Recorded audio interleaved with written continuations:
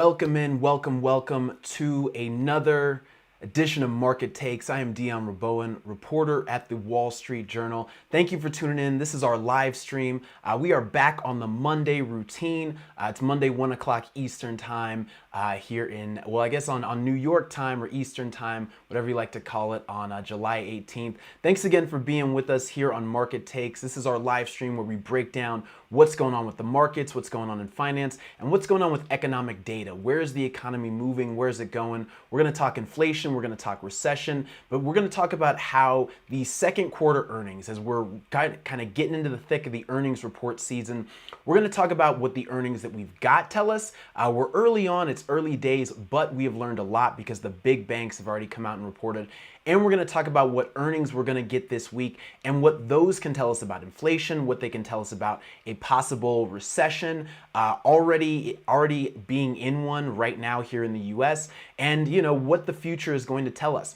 A lot of these companies, when they're reporting earnings, people just kind of get focused in on, okay, what's this company telling me? What's that company telling me? Should I buy the stock? But there's a lot of information that we can unpack from these earning reports that are going to tell us a lot about the overall shape of the economy and especially inflation. Look, companies drive and are a big part of driving inflation.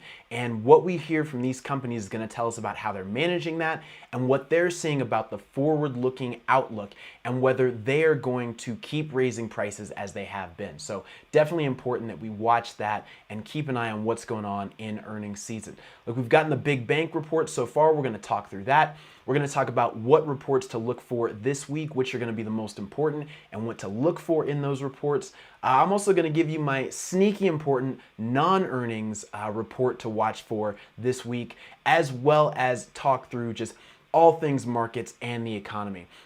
So look, before we dive into that, let's take a look at markets. I'm on WSJ.com right now. We've got the Dow right now kind of hanging on to its gains for the day. It's been kind of steadily moving down towards that 0% flat or potentially negative territory. We've got the S&P 500 up about 0.5%. The NASDAQ holding strong, up about 1.2%. The NASDAQ is actually close to closing above its 50-day moving average. For those of you stock trader nerds out there, that's a very good sign. It could mean that good things are on the horizon for the NASDAQ. It has really outpaced the Dow and the S&P in recent days as we've kind of seen the stock market bounce back. But it's a technical indicator, nothing locked in or for sure about that. As we look out over the rest of the market, the 10-year Treasury, the U.S. 10-year Treasury yield is approaching that 3% number again at about 2.99% right now. That's an important indicator. When 10-year Treasury is at 3%, that's about a neutral rate. It serves as a decent place or a decent alternative to investors for stocks. So we are getting there again. Oil up, having a very big day today on increased demand in the falling dollar. We've got oil up about 4% on US crude, US WTI, and Brent crude up more than 4%, almost 4.5%. Natural gas up about 6%. You got gold up, silver up more than 1%, copper having a huge day up 3.5%. So all in all right now, the markets, it's a pretty bullish day as we look out. So let's take a step back and let's look at those big bank earnings that we've gotten over the past few days and even coming into this morning. We heard from Goldman Sachs and we heard from Bank of America just this morning. Look, the big picture takeaway from the banks is that the consumer is doing pretty well. Now, that normally is a good thing, but I'm going to talk to you about how that could be a bad thing, big picture, when we look at the recessionary potential environment that we are in. Morgan Stanley, Bank of America, JPMorgan Chase, Wells Fargo, Citigroup, all saying, look, when we look at our deposit numbers, when we look at our debit card numbers, when we look at what customers are actually doing in the bank, putting money away, they're in pretty good shape.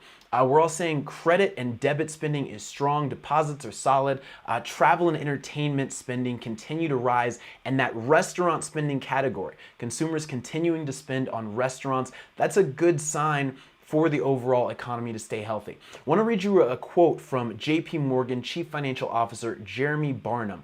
What he said with the company's earnings reports last week, I think really sums up what the banks have to say. We've looked very carefully into the actual data and results, and there is essentially no evidence of any weakness in the actual results. The question is about the outlook. So the questions are about the outlook. And again, what that means is right now consumers are holding strong. We saw that strong retail sales number that we got end of last week, 1% increase in retail sales. But remember, inflation rose at 1.3%. Last month. So again, consumers are buying, still spending money, but not spending at the same pace as inflation is rising.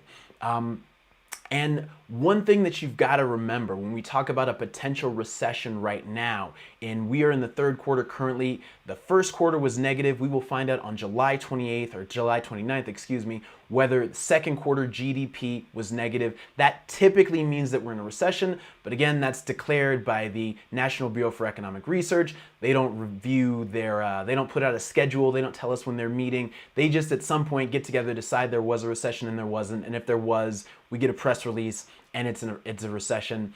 No other warning or information other than that. But whether or not we have a recession will not be dependent necessarily on whether you start seeing layoffs and job cuts and that thing. What we could really just see is an environment where prices just keep going up and consumer wages aren't keeping up. Consumers still buy. They're still buying, but they're not buying enough to keep the GDP positive. So you see continued negative GDP prints, gross domestic product, and the US growth, the growth of the economy stalls and goes negative, even though people still have jobs, they've still got money in the bank account. Typical recessions, that's not what happens, but we might not be in a typical recession here.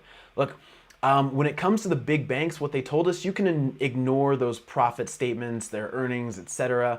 It's not really about that. There is a good reason for earnings to slow down for the big banks, and that's just that the market was weak. You had negative 19% for the S&P 500 year to date.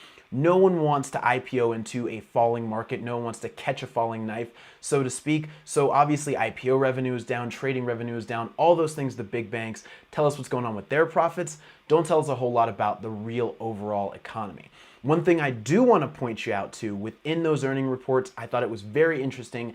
JPMorgan, the largest US bank, suspending its buybacks while the stock is down 33%. Citigroup also suspending buybacks. Now, the banks announced big buybacks in 2021 when the market was strong. It stands to reason that, market goes down, maybe they don't want to. However, when prices are low, that's when you want to buy, right? Buy low, sell high. Well, big banks are notorious for saying, hey, you know what? Our stock price is down. We want to go in, buy back some stock. That gives investors a lot of confidence. The banks have confidence. Well, Citigroup and JPMorgan, two of the biggest, are saying we don't have confidence right now that things are going to get better in the near future. We're going to hold back on buying back our stock. It's also going to be interesting to see what happens with dividends. Banks just announced a couple of them that they are raising dividends, still trying to pay stockholders to hold their stock, but very interesting that they're not doing more buybacks. They're pausing buybacks and actually taking a step back. That tells you there's not a lot of confidence in the near-term economic outlook. Also important to watch, of course, as it gets more expensive to borrow money. Banks like to borrow money, use that to buy back their own stock, juice the stock price, etc., etc. It's an old game, but they're not doing that right now. So definitely something to watch out for. Look, as we move into this week, what to watch for. Earnings season kickoff so far has not been great. We've only got 7% of companies reporting, but so far only 60% have beaten earnings expectations. That's well below the 5-year average of 77%. All that means is companies are not beating earnings at the pace they normally do. Not as many companies beating their earnings expectations. That's not a strong sign, but the market seems to be picking up today in spite of not so great earnings. So we'll see how that goes. This week we get reports from Johnson & Johnson and Netflix on Tuesday. Tesla, United Airlines, Verizon, and AT&T, as well as, I skipped a couple lines on my cheat sheet here. Tesla and United Airlines on Wednesday, AT&T, Capital One, and Domino's on Thursday, and we've got Verizon and American Express on Friday. So that's what we've got all this week. Look, I think if you're trying to find out and suss out what's going on with the economy, there's a few reports that are a little bit more important than others to watch. I want to point a few of those out to you right now. The first few, United Airlines, Verizon, AT&T, and Domino's. United Airlines, last week we got some bad news from Delta. They still managed to make a profit during the quarter, but fell well short of expectations. So the big question with United is, how much are those fuel costs hurting? As I just talked about in our market look back, Oil costs are back over $100 a barrel. They were clearly well over that during much of the second quarter. How are the airlines handling that? Are they still able to make a profit? If you've tried to book a trip this summer, you know how expensive airline fares have been, how successful the airline's been about raising those prices and still being able to turn a profit with those higher fuel costs. And what's their guidance going forward into the fall and into the winter of this year when they're not going to see as much of that summer demand as they have been? Verizon and AT&T could show some pullback from consumers. They both have increased their prices recently. How are they dealing with those price hikes? Are consumers just paying up and saying, all right, well, my cell phone bill went up, I'll pay the extra money? Or are people switching to lower cost carriers? Are they switching to lower priced plans? That's what we're going to find out from those two. Also, you've got AT&T moving away from Warner Media, that divestiture. This will be the first quarter we see how they do. So they're going to be a lot more dependent on consumers paying up directly to them. And what happens to that dividend? Do they keep that going? These are all key questions when we hear from Verizon and AT&T this week, those wireless carriers. Domino's.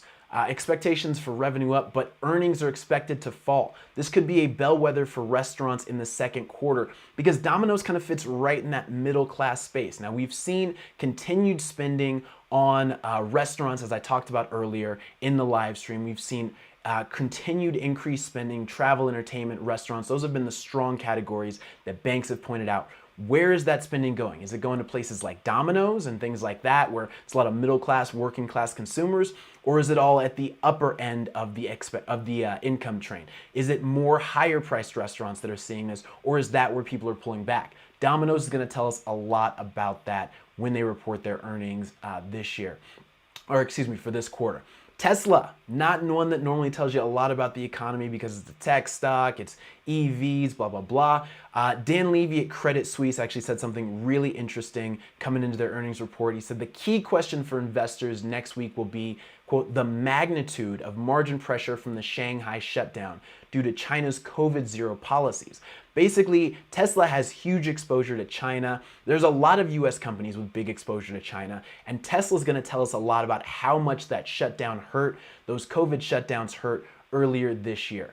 And that's, I think, a big test for how these other companies will do, because you could see a lot of companies with a lot of international exposure, those multinational companies showing big declines, and how much of that is temporary, how much will come back. We're gonna learn a lot from Tesla. Look, if you read between the lines on a lot of these companies, we're gonna hear a lot on these earnings calls that I think you wanna be locked into. How much are companies complaining about labor costs? I think that's the number one thing that investors and people who are interested in the economy should be paying attention to. Companies always, when they miss their earnings expectations or they miss their growth projections, they always want to say, oh, well, it was this thing or that thing outside the company. It was never management. It was never that we didn't do a great job. But the companies that did well, we know labor costs are rising, but labor costs are rising at a much slower pace than overall inflation is rising, at a much slower pace, about half the pace that companies' inputs are rising, wholesale prices are rising, and we know less than half the pace that companies' net profit margins are rising. Net profit margins are expected to rise by 12.4%. That's what the companies take home after paying out everybody else. That number is rising at a much faster pace than labor costs. So if that's the case, why are you as a company having trouble dealing with your labor costs? So how many companies point to labor costs and say, oh, that's the problem, it's all over that? The other thing to watch out for complaints about is the strong dollar.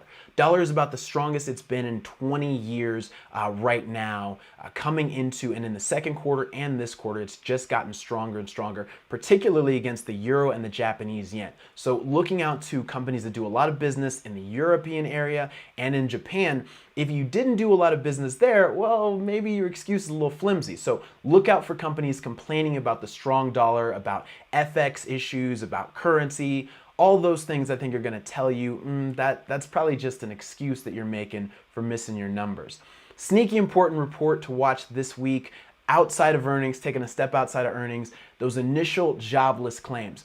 Last week, we hit the highest level that we've been at in a year. We are seeing a continued increase in the number of initial jobless claims. That's the number of people reporting for unemployment benefits, saying they've lost their job and they now want government benefits.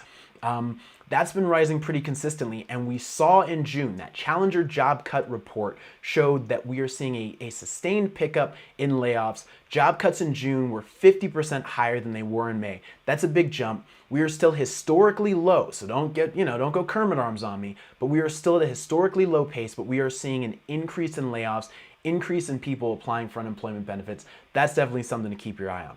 So look, we're coming to about the end of market takes here. Just going to do our big takeaways. So far, banks have told us the US consumers are doing well, but maybe a little too well, because what's going to prolong the pain here is if prices keep going up. And the only way that prices keep going up is if people keep paying them. When demand goes away, when folks say, you know what, those prices are too high, I'm laying back, I'm gonna stay at home, I'm not gonna go out and eat, I'm not gonna go travel, that's when prices start to come back down, because the companies say, oh man, well, we gotta do something. We can't just keep raising our prices. That's what stops the wage or the price spiral of inflation. Until that happens, inflation could keep going higher. So that's a big thing to watch for, how customers are doing, what they're doing, and why. We're also going to hear about a lot of sectors of the economy. AT&T, Verizon, Domino's, United Airlines, I think, are keys to watch, and of course, Tesla. Don't forget to watch that initial jobless claims report that we get on Thursday. And look, the big question I think is, what does the market take away from all these earnings reports? Does it give the market a new lease on life or no? That's the big question that we have to find out this week. Look, thank you all for tuning in to Market Takes. I'm still Dion Rabouin, as I was when we started this, and we'll be doing this again next week, so please tune in for another edition of Market Takes, our live stream here for the Wall Street Journal. Thanks for tuning into this one, and we'll see you next time.